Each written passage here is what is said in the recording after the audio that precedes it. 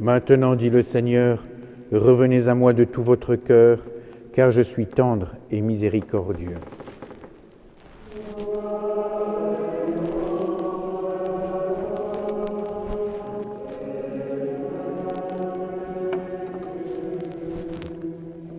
Le Seigneur soit avec vous. Lecture du Saint-Évangile de Jésus-Christ selon saint Jean. Gloire à Dieu.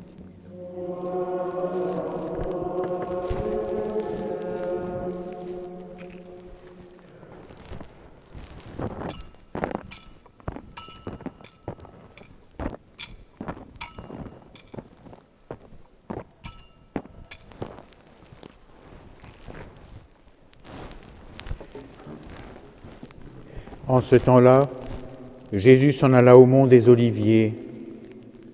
Dès l'aurore, il retourna au temple.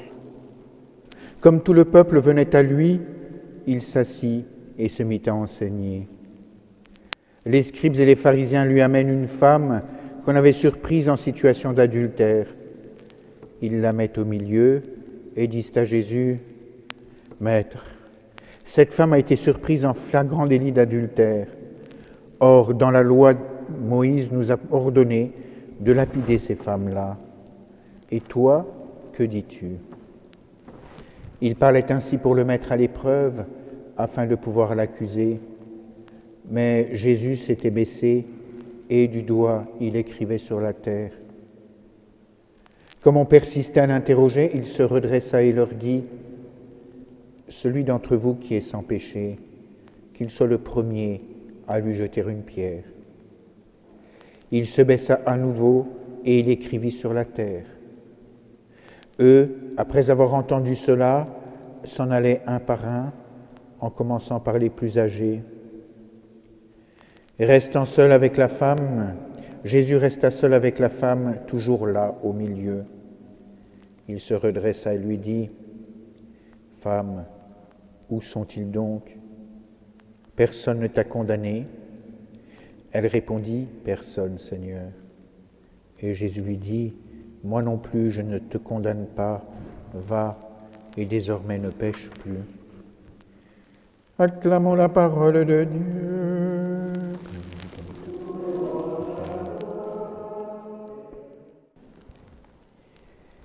In nomine Christi.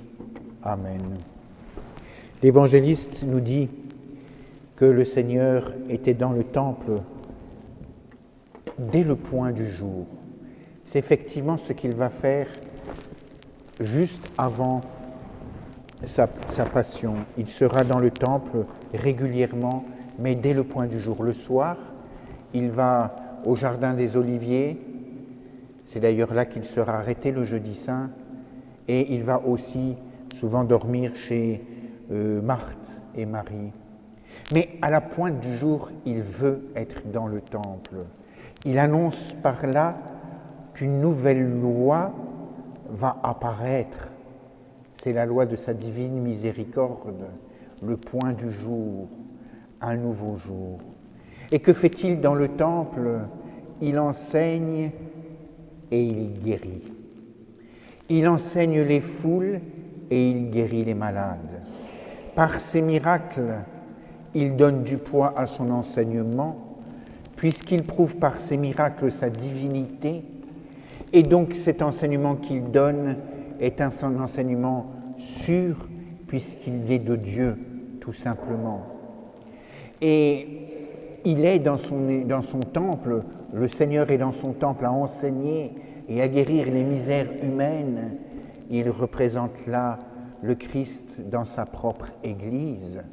Et les foules qui accourent vers lui pour écouter son enseignement et se faire guérir de leurs maladies représentent le monde entier qui se convertit dans la Sainte Église de Jésus-Christ pour entendre sa parole et corriger en lui ce qui ne va pas, faire disparaître les maladies et particulièrement la maladie due au péché. C'est cela qui est dit en filigrane dans ce texte-là. Et notre Seigneur, je dis, appuie ce qu'il dit par la foultitude des miracles qu'il accomplit. Et vous savez que le Seigneur, et vous l'avez appris au catéchisme, du moins les plus anciens, que le Seigneur prouve sa divinité par ses miracles. On peut donc s'interroger légitimement pour connaître la raison pour laquelle aujourd'hui on évite de parler des miracles du Seigneur. Est-ce qu'on veut nous donner du Seigneur une image qui n'est précisément pas celle de Seigneur, c'est-à-dire de Dieu? On veut souvent en faire un ami qui chemine avec nous, tout ce qu'on veut, tout ceci est bien gentillet, mais on occulte très souvent sa divinité.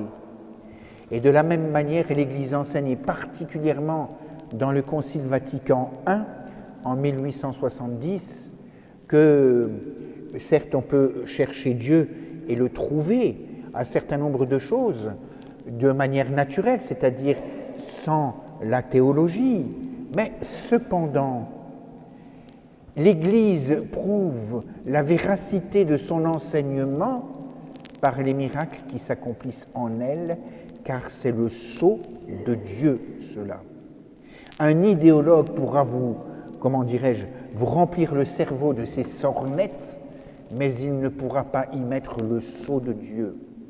Un homme politique pourra remplir votre cœur et votre esprit de son idée, de son programme, mais il ne pourra pas y mettre le sceau de Dieu. Or, dans l'Église, c'est Dieu qui s'engage. Et le Christ, ici, appuie sur la chose en enseignant et en accomplissant des miracles. Les pharisiens, évidemment, et les scribes ne sont pas très satisfaits de tout cela. Alors, ils veulent l'attaquer. Le roi David, préalablement, avait dit, je crois que c'est dans le psaume 44, au verset 5, il avait dit du Messie qu'il aurait un règne de vérité, un règne de douceur et un règne de justice. La douceur du Christ, tout le monde la connaît. Tout le monde la connaît, ses contemporains la connaissent. Il fait bon accueil à tous, il est miséricordieux, il guérit les malades, etc. La vérité, je viens de dire que le sceau de la vérité était particulièrement les miracles. Donc ils vont l'attaquer sur le troisième point, celui de la justice. C'est le seul qui leur reste. Car selon la loi de Moïse, les femmes adultères doivent être lapidées. Si le Seigneur dit qu'il ne faut pas la lapider, il s'en sort sur le plan de sa douceur et il ne surprendra personne. Mais on pourra bien l'accuser de ne pas être juste selon Dieu.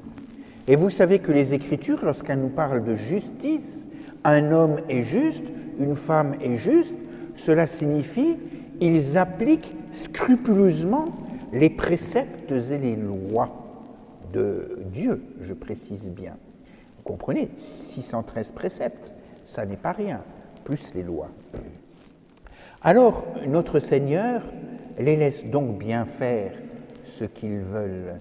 Mais à la question que Moïse dit de lapider ces femmes-là, que dis-tu toi-même? Il se baisse et il écrit sur le sol. La première signification de ce geste-là, c'est qu'il rappelle que la loi, c'est tout de même lui qui l'a écrite. N'oubliez pas, lorsque Dieu a donné les tables de la loi à Moïse, il est dit que ces tables étaient gravées de la main même de Dieu. Ces commandements étaient gravés de la main même de Dieu. Alors on veut mettre Dieu en difficulté avec sa loi, il vous rappelle tout simplement que c'est lui qui l'a édicté. Plus tard, il nous expliquera comment on l'applique. La deuxième raison pour laquelle le Christ écrit sur la terre, vous vous souvenez, de ce qui était dit des disciples qui revenaient tout joyeux d'avoir expulsé des démons, et le Seigneur qui leur a dit « Réjouissez-vous plutôt que vos noms soient inscrits dans les cieux. » Ici, il dit à ces hommes-là que leurs noms ne soient pas inscrits dans les cieux, car il les inscrit sur la terre. Et pourquoi leur nom n'est-il pas inscrit dans les cieux? Mais tant qu'ils auront cette attitude, et quelle attitude ont-ils? Eh bien, nous allons le voir tout de suite. Il les fait rentrer dans leur propre conscience pour examiner, eux qui se font juges d'une personne, si peut-être il ne serait pas non plus coupable devant la loi. Que celui qui n'a jamais commis de péché lui jette la première pierre. Et nous voyons bien qu'ils n'avaient pas fait cette entrée dans leur âme, cet examen de conscience, puisqu'ils voulaient la faire lapider, mais qu'après cette parole du Christ, et ayant examiné soigneusement leur conscience, eh bien, ils se retirent, à commencer par les plus anciens, pour finir par les plus jeunes. Est-ce parce que les plus anciens ont eu le temps de commettre de plus nombreux péchés que les plus jeunes, ou même de plus graves que les plus jeunes? Ou est-ce tout simplement parce qu'ils ont plus de sagesse? C'est possible aussi. Ceci ne nous est pas expliqué. En tout cas, ils se retirent. Et voici que Marie-Madeleine, la pécheresse, se trouve seule devant le Christ. Elle est peut-être rassurée, elle est peut-être heureuse de voir que ses accusateurs, qui voulaient la faire mourir d'une mort ignoble, sont tous partis, sans exception. Mais peut-être qu'elle est saisie d'effroi aussi, parce que le Christ qui est là devant lui n'a jamais commis un seul péché. Alors peut-être qu'il va appliquer ce qu'il a dit, que celui qui est sans péché lui jette la première pierre. Voyez-vous que les choses, pour finir, reviennent bien au bon Dieu. Alors il lui dit, en la regardant, « Mais où sont-ils donc passés, tous ces gens-là?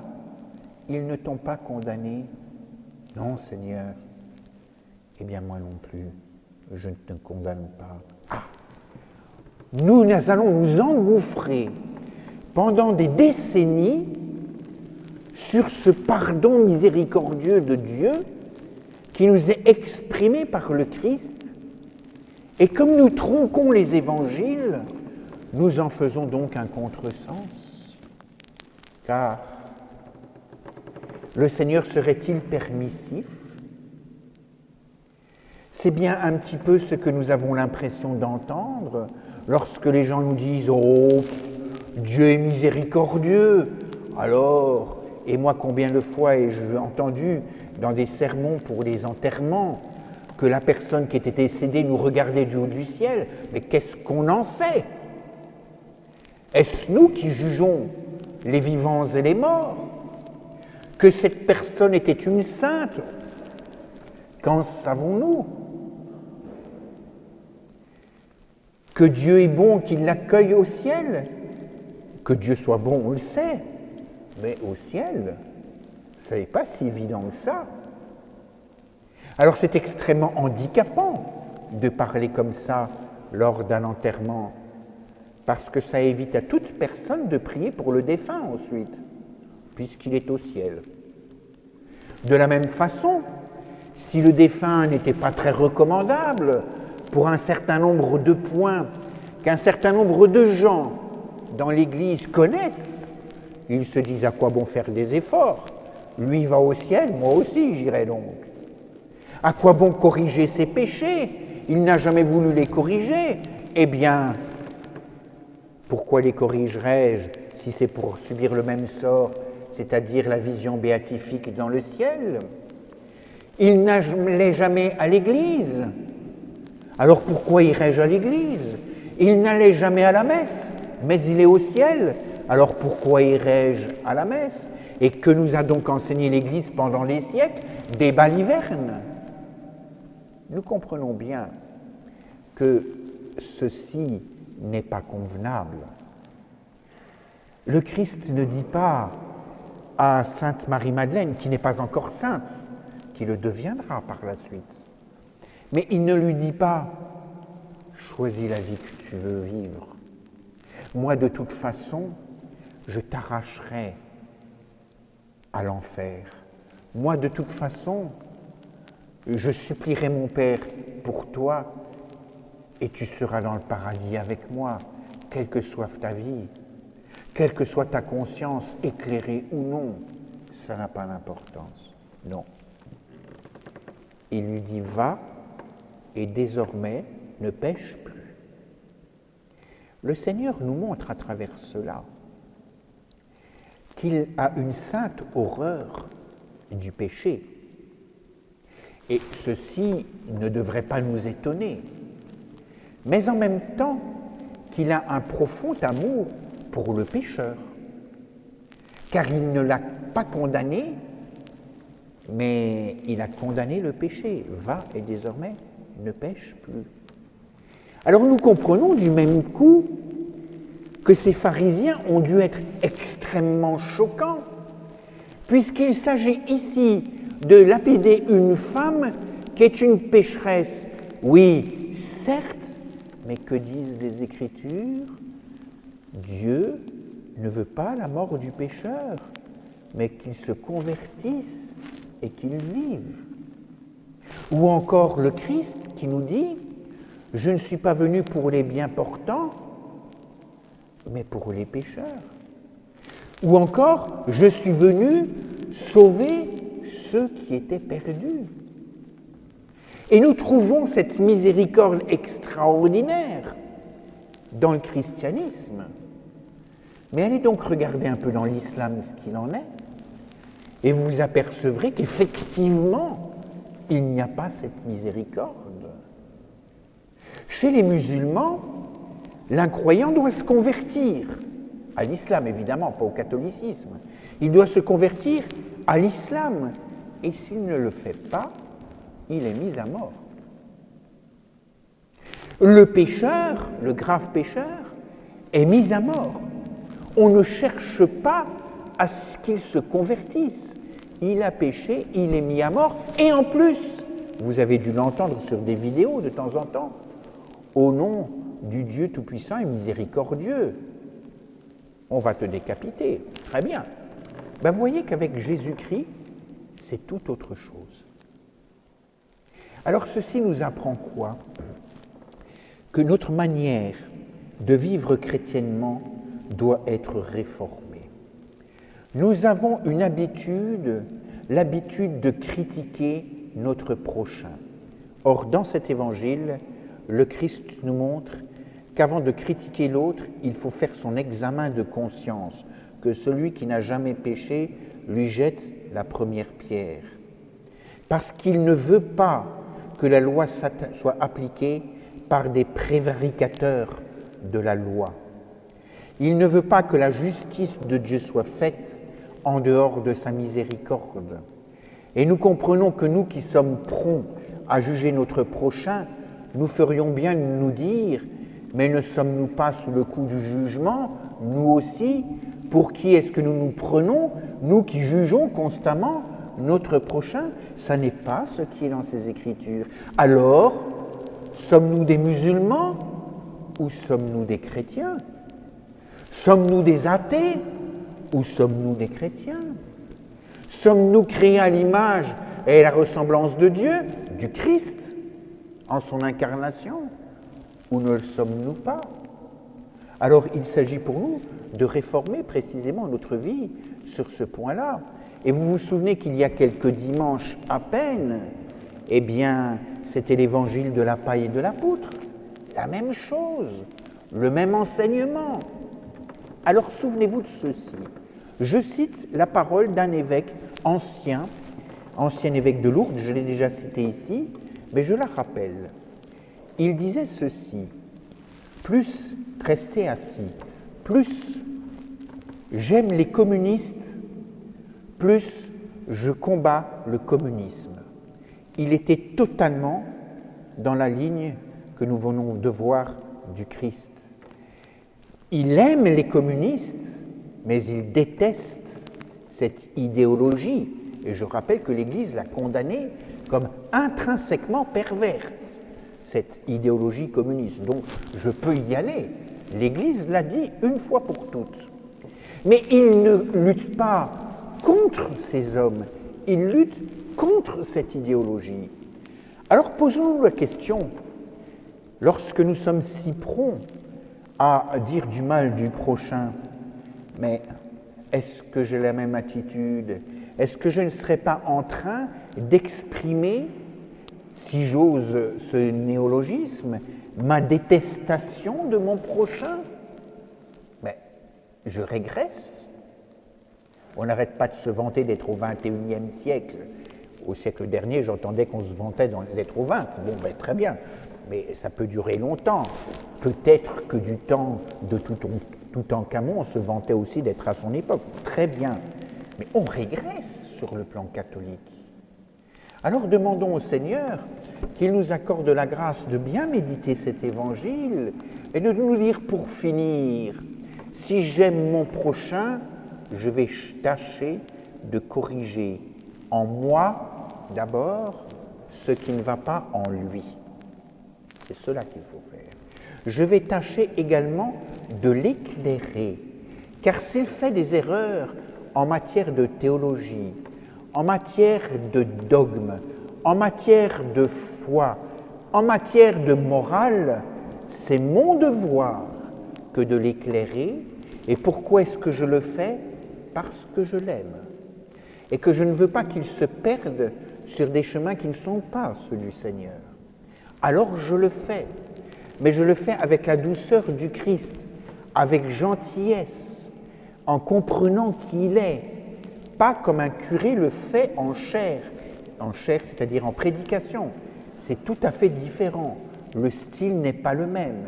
Mais vous, par contre, lorsque vous êtes chez vous ou à l'extérieur, faites-le avec douceur, mais faites-le et avec fermeté de la même manière.